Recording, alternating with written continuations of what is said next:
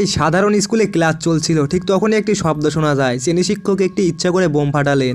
উদ্দেশ্য কারো ক্ষতি করার না, বরং ছাদ ভেঙে যেন পুলিশ দ্রুত আসে। আর মুহূর্তে স্কুল ঘিরে ফেললো পুলিশ, এমনকি স্নাইপার গার্ডও পর্যন্ত প্রস্তুত। আর তখনই শিক্ষক সবাইকে চমকে দিয়ে ঘোষণা দেন, 30 মিনিটের মধ্যে আমার মেয়েকে খুঁজে না পেলে প্রতি 30 সেকেন্ডে একজন করে ছাত্রকে শেষ করে ফেলবো, আর শেষে পুরো স্কুল উড়িয়ে দেবো। আসলে তার মেয়ে 1 সপ্তাহ ধরে নিখোঁজ, পুলিশ খুঁজেও কোনো ক্লু পায়নি, কিন্তু সিসিটিভিতে দেখা গেছে মেয়েটি স্কুল থেকে কোথাও যায়নি। আর সেই দিনই ছিল তার প্রাক্তন স্বামীর জেল থেকে ছাড়া পাওয়ার দিন। মেয়ের মা বুঝে ফেলেন প্রিন্সিপাল আর প্রাক্তন স্বামী মিলে তাকে অপহরণ করেছে।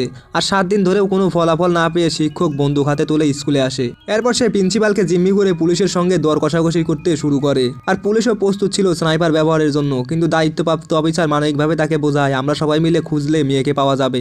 তখনই জানা যায় স্কুলে একটি পুরানো গুদাম ঘর আছে যেখানে সিসিটিভি নেই, কিন্তু শিক্ষক ভাবে এটা ফাঁদ, সতর্ক করে দেয়। আর মাত্র 15 মিনিট। এরপরে তো সময় শেষের দিকে, উত্তেজনা তুঙ্গে। আর ঠিক শেষ মিনিটে সে ঘোষণা দেয়, সময় শেষ, তোমরা আমার মেয়েকে খুঁজে পেতে ব্যর্থ, এখন ফল ভোগ করো। তো এরপরে কি হলো জানতে লাইক আর সাবস্ক্রাইব করো।